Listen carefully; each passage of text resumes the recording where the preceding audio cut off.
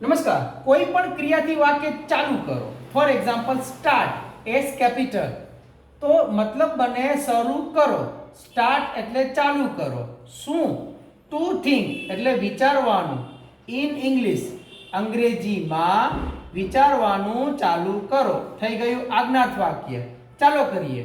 Topic છે will have to. Will have to હકાર વાક્યની અંદર.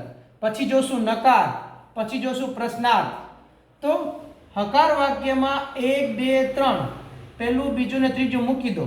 કોની સાથે? આઈ સાથે.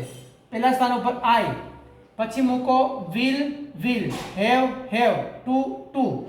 આ જ ક્રિયા લઈ લો. સ્ટાર્ટ ને મૂકી દો સ્ટાર્ટ, ધ વર્ક કર્મ તરીકે.